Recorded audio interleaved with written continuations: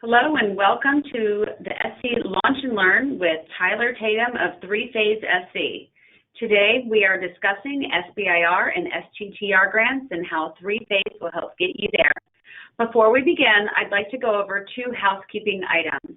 First of all, if you can hear me, please raise your hand in the webinar controls.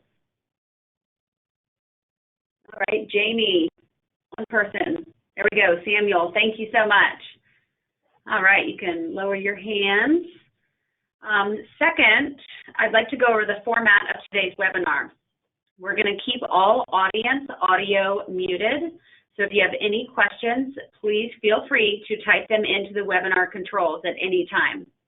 We're going to pause about 20 minutes in and have a little time for some Q&A. I will read the questions out loud and Tyler will answer them. And then again, we'll have some Q&A time at the end. My name is Julia Linton, and I serve as the Operations Manager for SC Launch.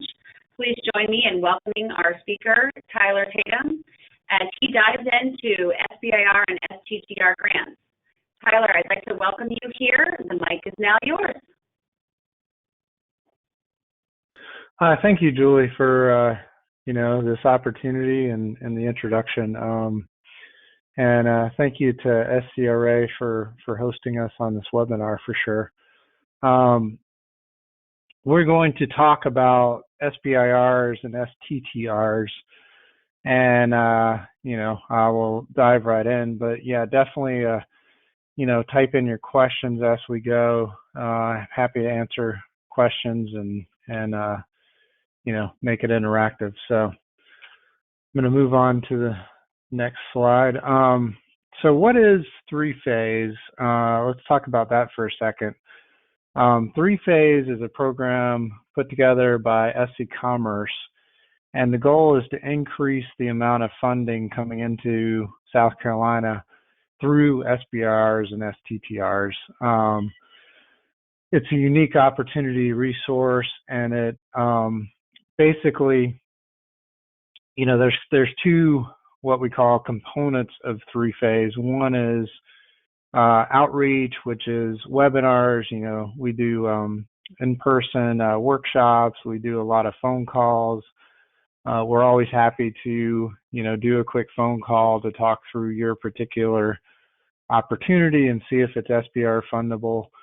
So that's the outreach portion. And then for companies that do fit the SBIR, STTR model, we have in-depth one-on-one support in putting a proposal together. So we have everything from templates to editing to, talking through all the different components, because there's a lot involved with putting an SBIR proposal together. So we want to make sure for people out there who, want or need the help and are good candidates for SBIRs, STTRs, that in South Carolina you get that support. It's a free resource from SC Commerce. So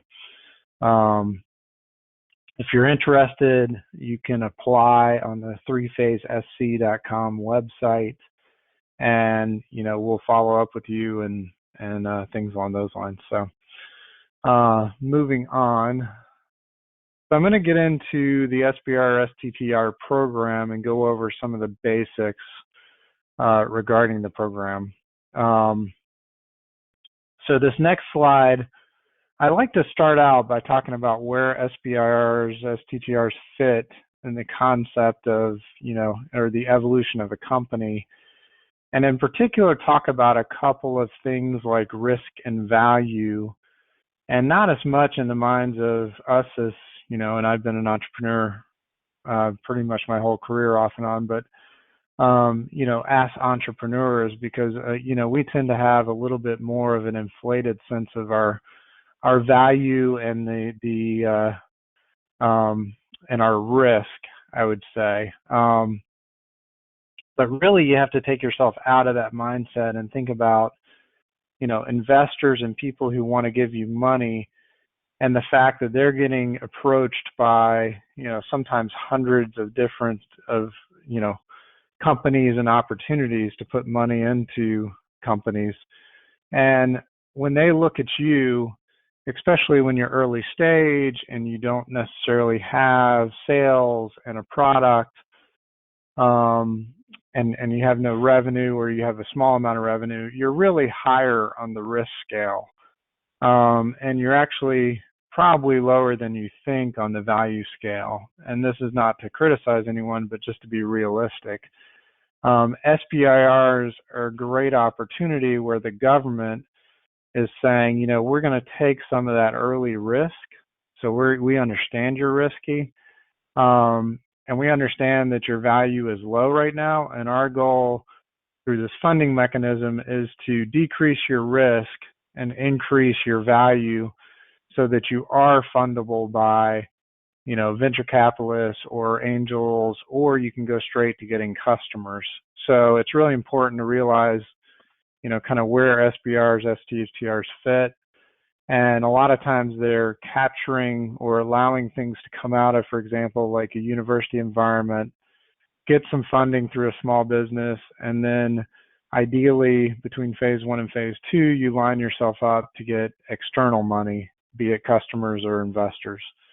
So I just like to point this out and to get that concept in your mind. There's a lot of money available, you know, basically $2.5 billion is given away every year through the program. So, I mean, given away is relative. There are stipulations and requirements there, but so it's a big pot of money. There's 11 agencies that support the program. So, and I have a list of those later on that I'll get into. So it's also basically it's equity free funding. So no one's going to ask you for you know, they're not going to take equity in your company. They're not even going to take royalties in your technology. The goal of the program and the way that the federal government benefits is they want to get you to turn into a Google or a Qualcomm, which are actually two examples of SBIR funded companies, so that you pay a lot of taxes, and that's how they benefit from providing this money to early stage companies, because they realize that, you know, small businesses and technology grow the economy. So moving on, there's two different what I call versions of the program. There's SBIRs, which is a small business applying, you know, as itself. You can have other parties involved, even universities or whatnot, but it's not required. The SBIR program is much bigger. The set aside, the SBIR program is funded through a set aside, and at this point it's 3.2% of all extramural or research and development dollars that the federal government spends. So I think the federal government is spending, you know, 80 billion on research and development these days. And so that's where you get that $2.4 billion in SBIR, STTR funding. The SBIR pot is bigger, as you can see. The STTR pot of money is about 0.5% set aside. STTRs are a partnership between a university and a small business. They were originally created to encourage and allow technologies to come out of universities and to create that small business partnership. And I have a whole slide on that I'll get into more detail, but the pots of money are smaller there. The funding rates are about the same because they don't get as many applications for STTRs as you get for SBIRs. So one thing to realize when you are going after this funding is that you are dealing with the government and you're dealing with government objectives. It's really important to, you know, take that into consideration, because the government does think differently than businesses and small businesses think. There are, stipulations and regulations that you have to follow. They try to, reduce those as much as possible, but you're still dealing with the government. So even though it can seem like they're asking for stuff that's just ridiculous or overbearing, you just have to realize that's part of getting this money. So no one's taking equity, no one's taking royalties, but you have to go through the rigmarole of dealing with the government. And I always like to say, when dealing with government employees, especially federal, just think of it like most of the time they just have a box that they have to check. There's some requirement or stipulation that they have to validate has happened or that you've done or that you have. And so it's not good to try to fight them on, the color of the box or the size of the box or, why you have to check the box. Just figure out what they need to check the box and give it to them, and just give them as much as you need to get that box checked and move on. I mean, that's the best advice I can give you with things like that. So moving on. So there's 2 phases of the program, and then phase 3 does not exist. It's basically someone else's money.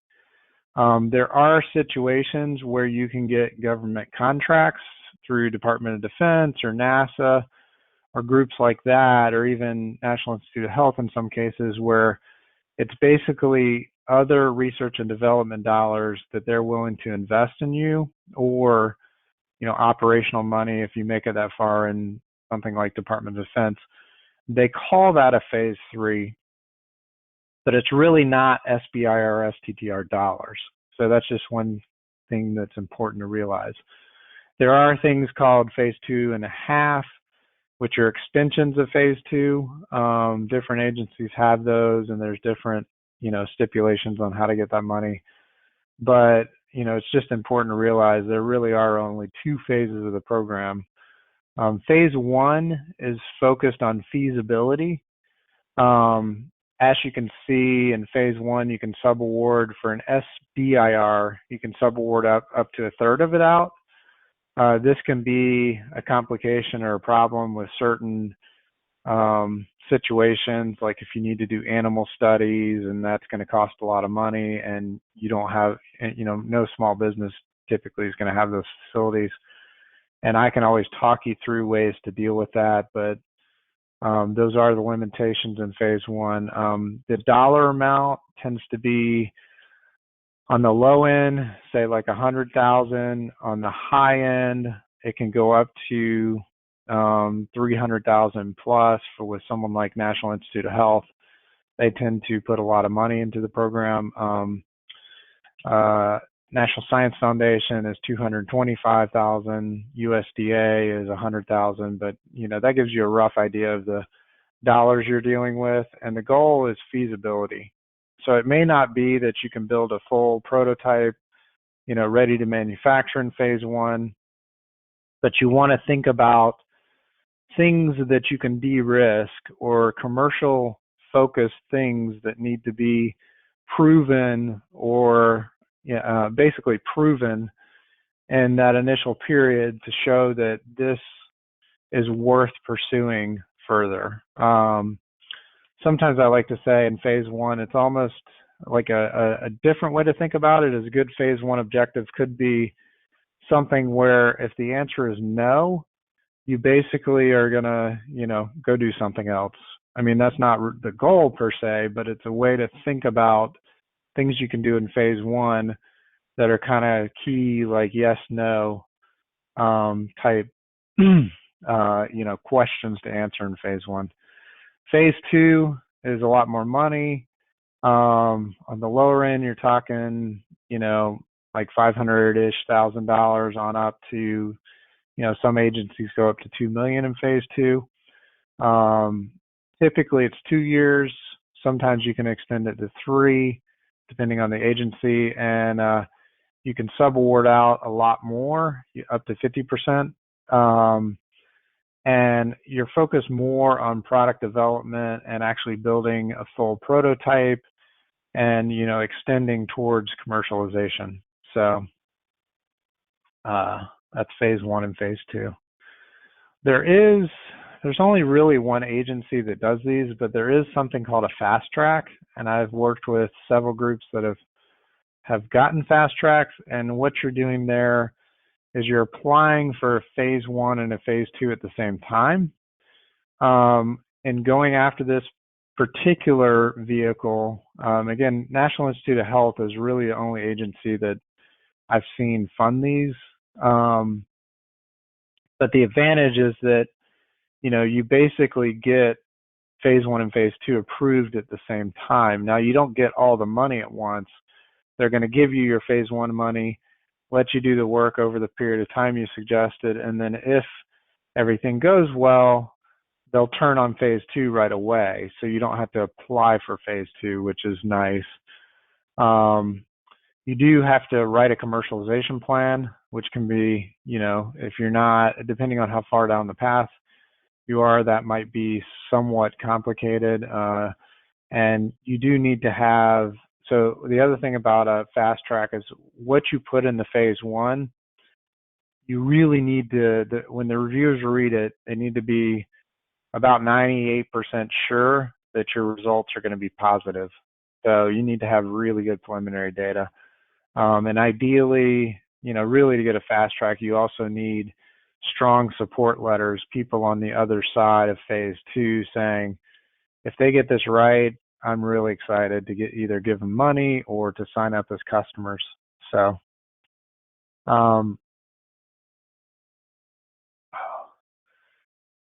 STTRs. An STTR is again a partnership between a small business and a research institution. Research institution can be broad, so it's typically universities. It can also be certain federal research labs, and you have to look at which ones qualify. But for example, Oak Ridge National Labs is a federal research lab, so they can be an STTR partner. With an STTR, there are a couple advantages. You can give up to 60% of the money to either the university. The university has to do 30% of the work, and the small business has to do 40%. There's 30% in the middle that's up for grabs. So, for example, if you need to do animal studies through a university, and those are going to cost, over $100,000, an STTR might allow you to do that through a university partner. So it gives you more wiggle room there versus in an SBIR, you can only subaward out a third of the grant. So that could be, significant, especially when you're talking, say, $250,000. So it's just something to think about. The other advantage of an STTR, and this does not apply to National Science Foundation. They're the ones that say, regardless, the PI has to be employed by the small business. But with, for example, National Institute of Health,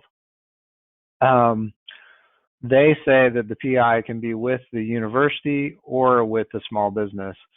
And with something like National Institute of Health, they're really kind of resume heavy. They want to see, solid publications behind the team. And so that can be a way to have a university professor be PI on the grant without them maybe even eventually, they can keep their day job indefinitely, and the small business can continue onward. The other thing about an STTR is that you can switch from phase 1 to phase 2. You can go from an SBIR to an STTR or vice versa. So if you're in phase 1 and the university partnership is working well, but you get to phase 2 and you realize that you really don't necessarily need to give out 30% of the money to the university, that they can, there's just not enough work to hand off, then you can actually go to an SBIR, and that can allow you to bring in other partners. You can still subaward to the university. You're just not required to. So, sorry, this is flipping. But there is one other thing I want to talk about, and it's related to a fast track. If my sorry, my clicker's getting a little antsy here, but it's called a direct to phase 2, and there's a few agencies that support this. Department of Defense does, and even National Institute of Health does.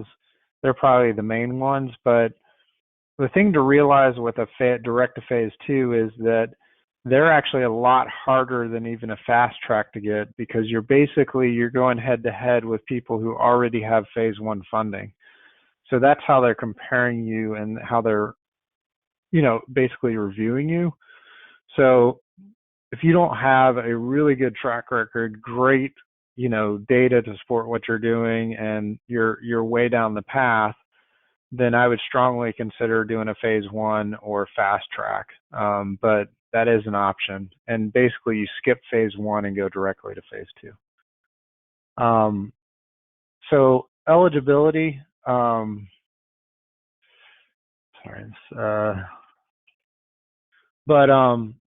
so eligibility, there we go. This is only for for-profit small businesses. The way that a small business is defined is under 500 employees. So there are some, what most of us would consider larger businesses that actually can apply for this funding. So for example, if you're a business and you're kind of humming along, but you're, 200 employees, and you come up with some innovation that you don't have the money to fund, getting it to the next level, you could consider this program as an opportunity to go get funding. The company has to be independently owned and operated primarily in the U.S. So if you're foreign owned or controlled, that can be an issue. We've had that come up. The one thing I don't have on here too is that the principal investigator has to be 51%, again, for an SBIR, employed by the small business.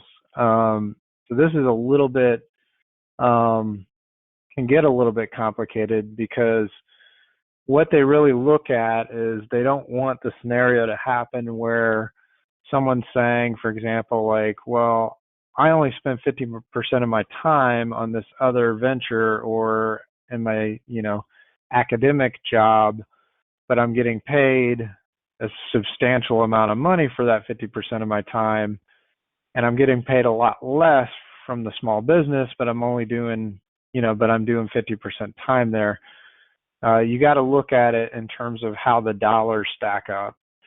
Now, if you only commit, say, 20% of your time to a phase 1, but you have no other, basically financial obligations of your time, then that's also fine.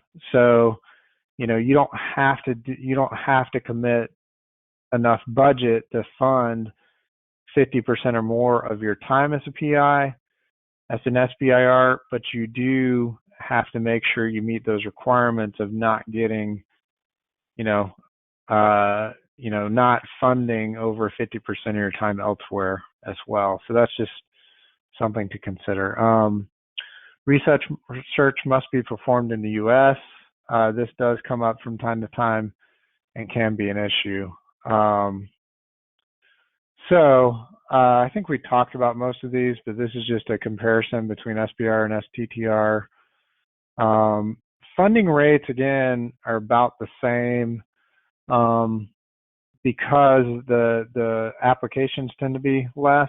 One thing I will say is I found this with National Institute of Health, that when you get to phase 2, sometimes the certain agencies that don't have as much money within NIH, so like,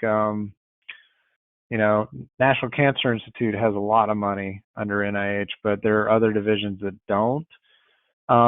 They sometimes may not have enough money, especially if you don't get a super great score, to fund a phase 2. So there is reasons to consider switching to an SBIR in phase 2. It's just something to be aware of. But overall, my recommendation is, go with the strategy that puts the best proposal forward. Don't necessarily, especially in phase one, look at the discrepancy between the amount of money in each of those pots. Timeline. So you're looking, between phase one and phase two, you're looking at 48 months, which is, basically, potentially as much as 4 years between when you start writing a proposal and when you finish phase two. So it is a longer time horizon than if you go out and you raise, $5 million from a venture capitalist and, take off running. But the reality is, having lived in the startup world for a long time, like, things do take time. It seems like a lot of things happen overnight, but even the Googles and the Facebooks of the world, if you look at stats on them, and I've read a lot of good articles on this, that, you typically are in the 7-year time horizon to get something off the ground. But it's just important to realize that, SBIR funding is not an overnight fix. So you got to be realistic about that. I will say with this timeline, one thing one example I talk about a lot in these workshops is the alternative is to go out and raise investor money. But that's not easy either. And it's not a short, quick fix unless you have great connections and a great track record and you can sign a deal quickly. But most of the VCs will drag you out too, or investors. And one example is there was a group that I heard the founder talk down in Augusta at one point at a entrepreneur conference. And he was put together these packets called Urgent RX that you see at like Walgreens and stuff, and they're all the major, the 6 major, things that you need, like Tylenol and Tums, et cetera, in a generic formula that you drop in your mouth and it dissolves immediately. You don't even need water, and you can put them in your wallet. They fit in like a credit card size. But long story short, it was a great idea. He had a track record.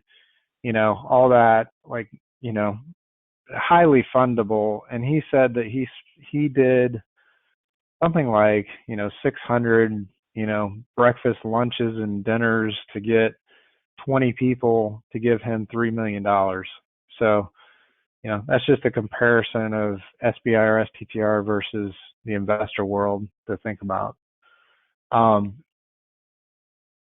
So that's, we're going to get into like the different characteristics of the different programs and, things along those lines.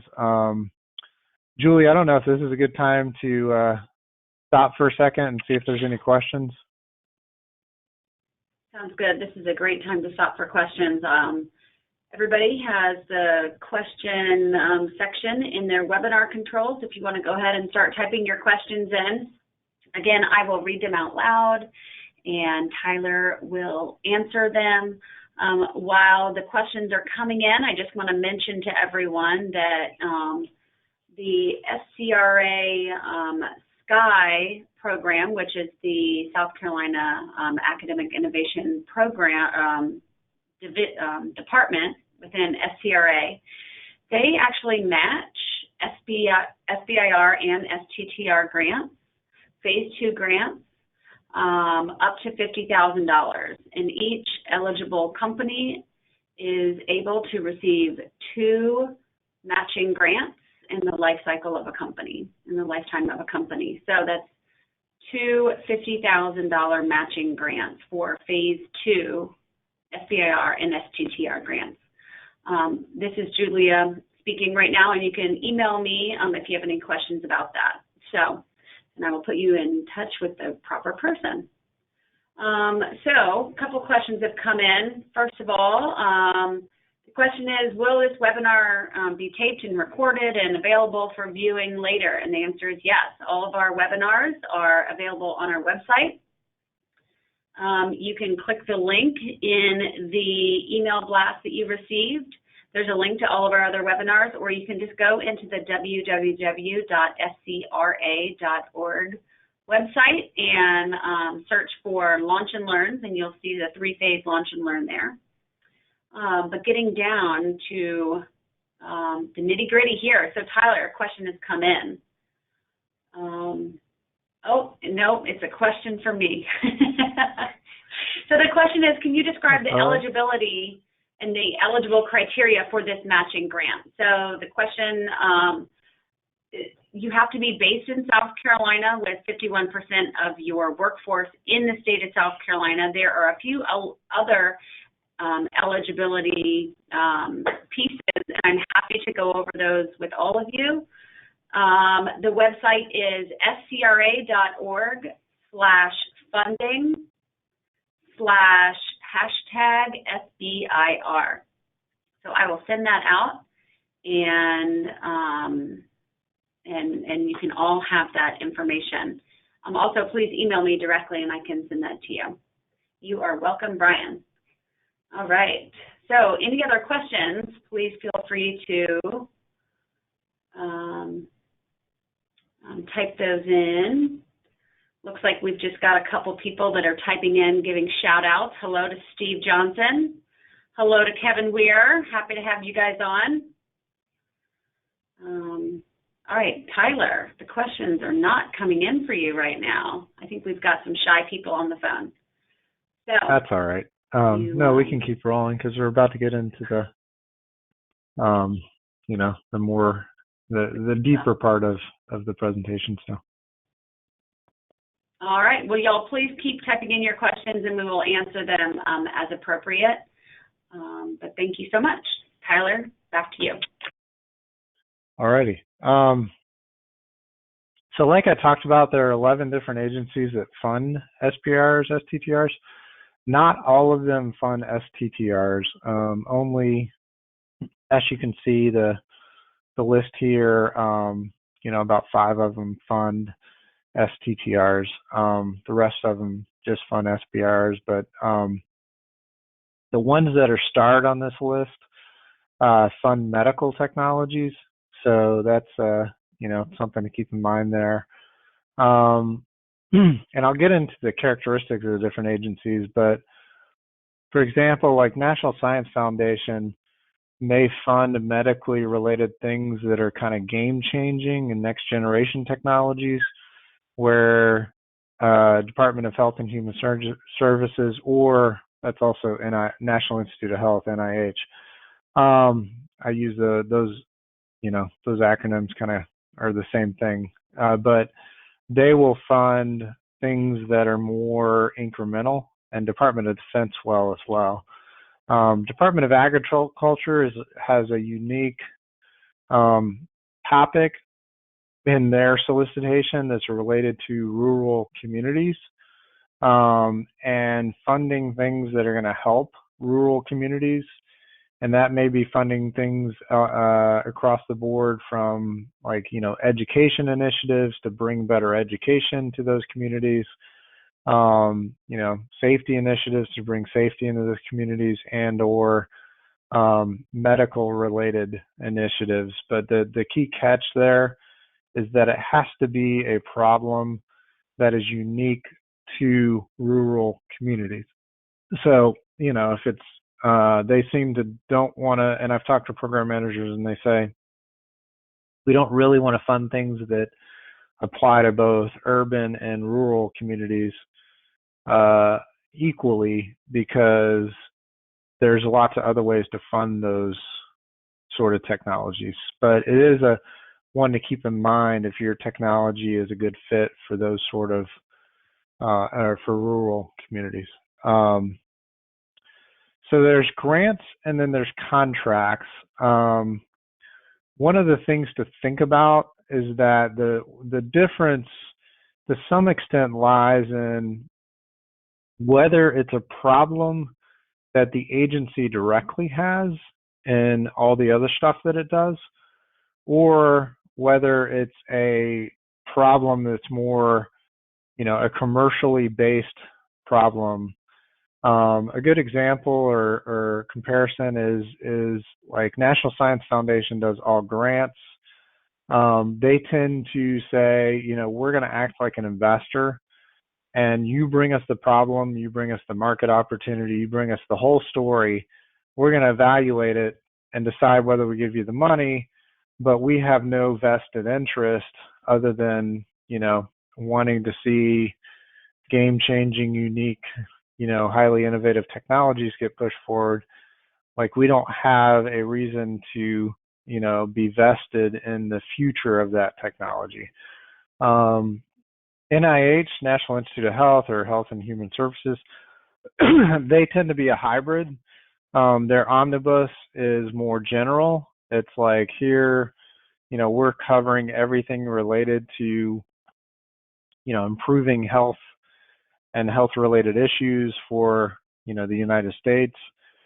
They do have a section that's contract-based, and those contract sections are like internal focuses within the National Institute of Health that are important to, what they care about or want to encourage directly. And so, vaccines are a good example between National Institute of Health, NIH, and Center for Disease Control, CDC. Those two agencies may look at things like vaccines and say, well, no one else is going, we care directly about whether there's a new vaccine or an easier to distribute vaccine put out there. So we're going to put out a contract solicitation related to that. So if it fits your technology, and it really needs to fit it well, these contract solicitations can be a good way to get funding, because you're basically, if you can write the proposal directly related to the issue they're describing, then it's much more likely you're going to get funding versus going into the general kind of grant solicitation. But if it's like kind of fits, you're probably not going to get funded. So that's just something to keep in mind. Department of Defense does all contracts. Basically, with Department of Defense, you got to realize they care about their own problems. I mean, and I'm going to repeat this theme with Department of Defense. If you can fix their problems, they're super happy. But they're not necessarily, their idea of commercialization is, how are you going to, get to the point where you can sell it to me as the Department of Defense? So it's just something to keep in mind there, that they have a different view of commercialization.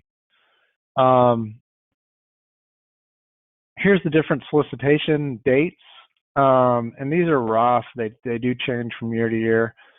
But, the Department of Defense and the National Institute of Health Omnibus, those dates are pretty stable. So you can see both those agencies have 3 solicitations a year.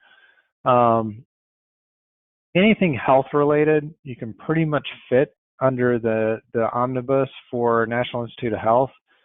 For Department of Defense, they tend to have very specific topics, and there's hundreds and hundreds of them a year. So it's kind of like you have to go scan through their solicitation and see, do a keyword search and see if you fit any of their topics, like specifically. And I'll give an example of a DoD topic is like, and I've seen these out there, like, we want a battery that has a certain watt hour characteristic that is 3 inches by 5 inches by 2 inches and, weighs a certain amount and is waterproof or something. So they have very specific needs. Sometimes they're more general, but they're all, much more focused as compared to National Institute of Health, and National Science Foundation is this way as well. They have categories of needs, and the categories are really to help them, match up their program managers with proposals coming in, but they're very broad in terms of, you can usually fit, like I said, anything health related under an NIH proposal, and National Science Foundation funds, all sorts of stuff across the board. NASA has specific topics. Department of Energy has a combination of specific topics and non-specific. They have 2 solicitations a year, and the solicitations are different each time. So you have to be aware of that, because you may fit you may fit in the February solicitation, but that doesn't mean that topic's going to come up in December. Like I said, Department of Agriculture funds, you can usually fit anything ag related under their topics. Department of Education is pretty specific. Pretty much all the other agencies on the list get pretty specific in terms of what they fund, so you just have to look at each solicitation.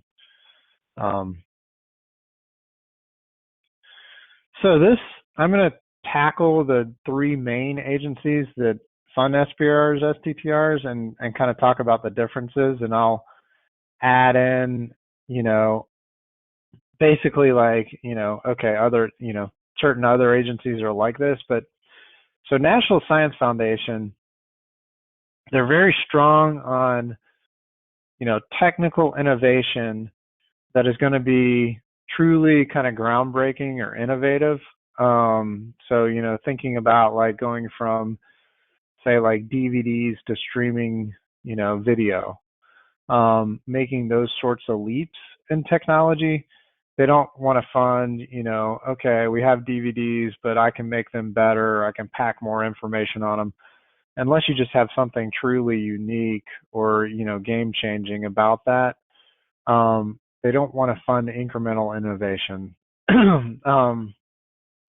They also want to see a significant impact in terms of the market opportunity. So they're not necessarily going to fund things where there's a potential like $10 million market, because they're going to put about $1 million into you. And they're like, you need to show me that I'm getting a payoff for my money. They want to see, probably something more like, $100 million or more dollar market opportunity. Program managers have a lot of influence over who gets funded with NSF. They have structured outside reviewers, but as you can see, the scoring is from poor to very good. So in doing it that way, it gives them a lot of flexibility in how they address their reviews. If you get poor, you're probably not going to get funded, but, if you get some very goods and goods, basically, they can make the decision. They have flexibility in to say, I want to fund this one over this one. It's a good idea if you can get in touch with the program manager, but it's a lot of times lately they're super busy, so it's just hard to get them engaged. They have done something unique compared to all the other agencies, though. They now have a pre-proposal, and this just started about 6 months ago. But it's basically like a 2.5-page pre-proposal where you spell out your innovation and your market opportunity and your team, et cetera, and it's kind of like an executive summary of your proposal. You send that into the program manager. It's actually required that you do this, and they will give you either a thumbs up, yes, this is worth submitting a proposal, or they'll say, this doesn't meet, the NSF requirements, and here's why. This is actually a great vehicle for us working with people, because it's, we don't want to be the gatekeepers, but we kind of have to with NSF because they're so picky.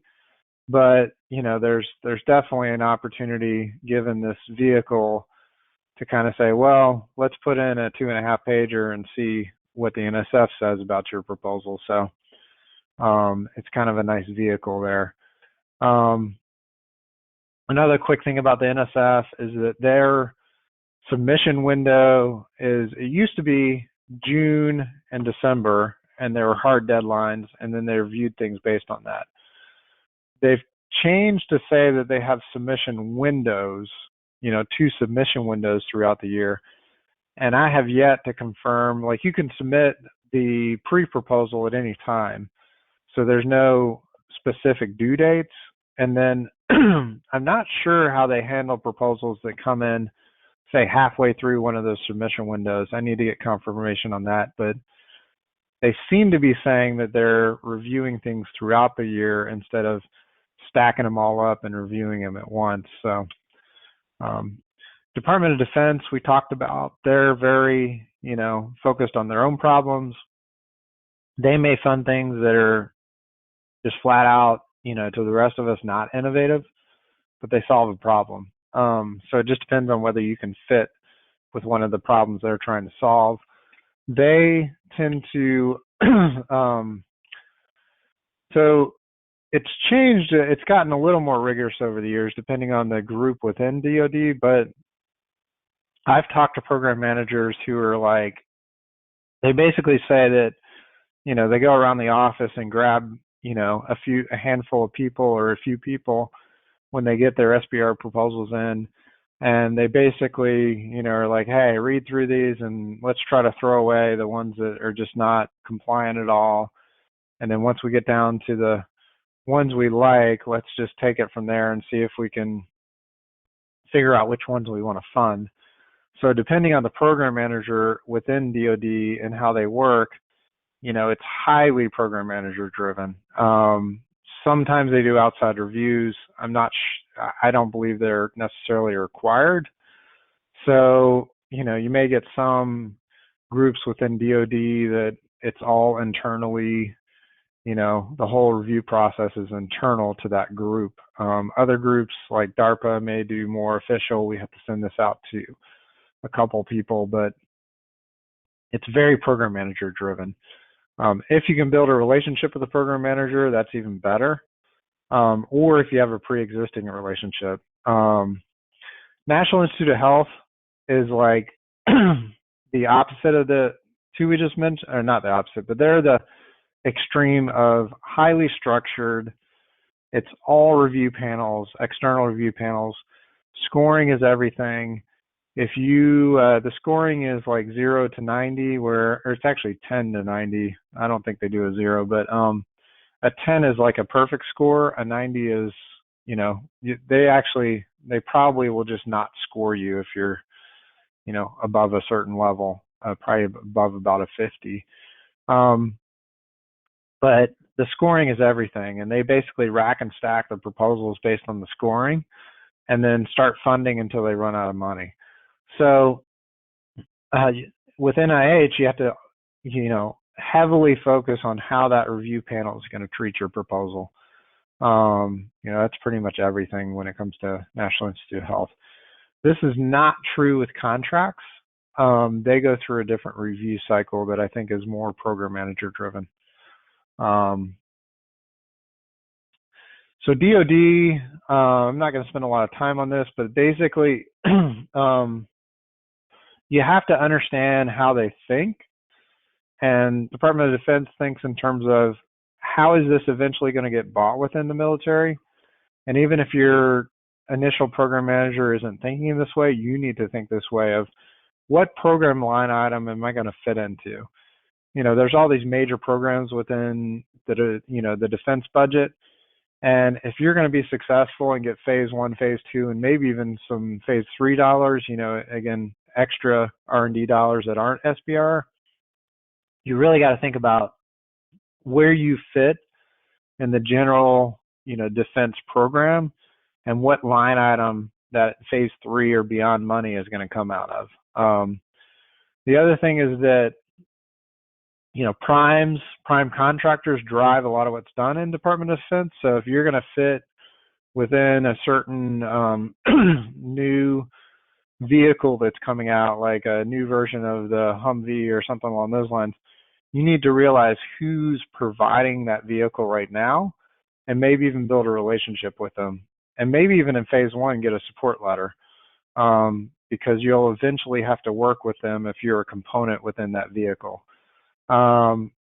So the only other thing I'll say is that the Department of Defense thinks in terms of technology readiness levels, and you can Google this and you'll find specific definitions on this, but usually it's good to talk in terms of where you fit in the TRL level. SBIRs tend to be between, say, like maybe as low as 2 on up to like a 6.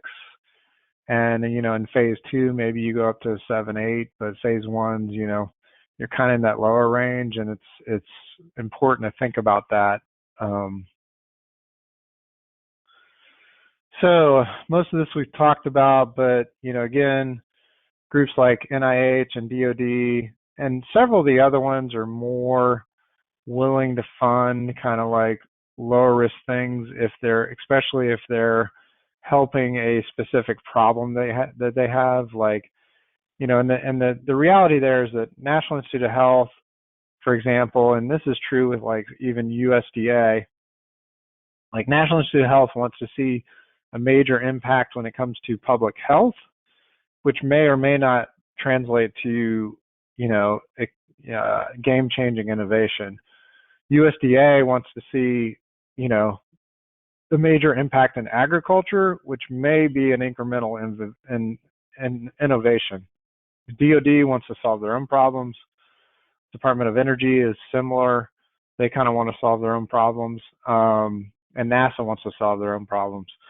National Science Foundation, they want, next generation game-changing technologies.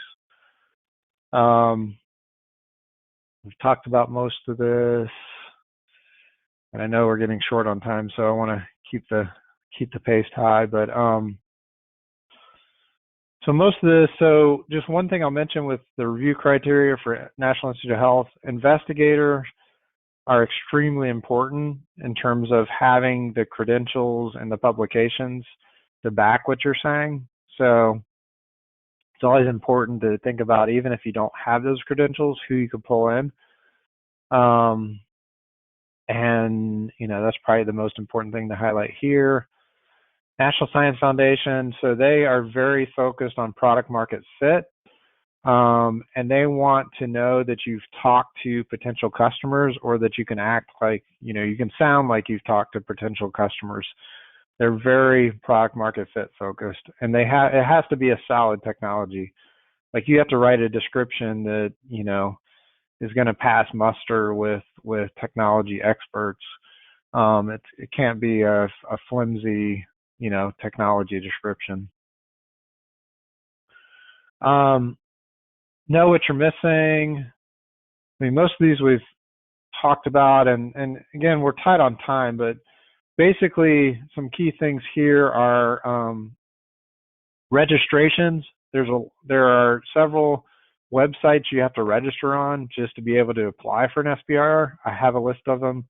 Email me and I'm happy to send them to you, and instructions on how to get to them. But do those early if you're thinking of applying. Letters are important to certain agencies, especially like National Science Foundation and National Institute of Health. You need both letters of support, which are people saying, I'd love to buy this if it existed, and letters of permission, which are things like, if you're bringing IP out of the university, you need to have a letter from the university saying you can have access to the technology. Title, again, think of a title that focuses on the product and the problem. So put your value proposition into the title.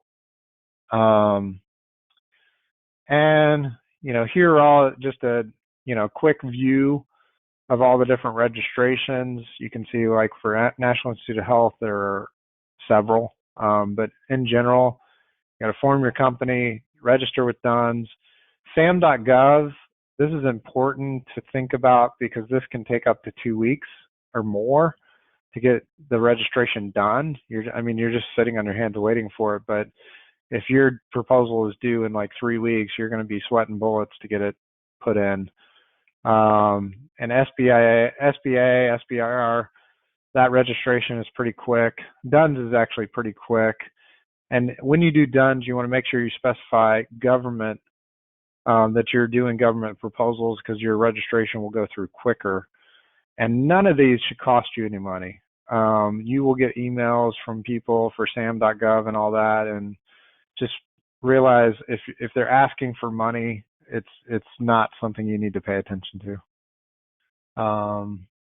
And I think we covered most of this, but and that's most of what I wanted to cover today. So I want to open it up, see if there's questions or comments or thoughts, and again,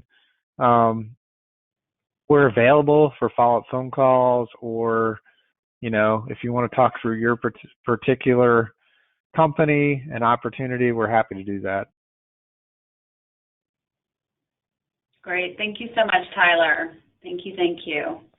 We'll let you take a sip of water, and we had a question come in, and it says, do you have any templates that you can provide for these SBIR proposals that someone could follow? Yeah, I have templates for pretty much every agency. So if you'd like templates, I'm happy to share those. Great, thank you. I guess the person asking the question can contact Tyler directly for that. And again, this webinar is available free on the SCRA website.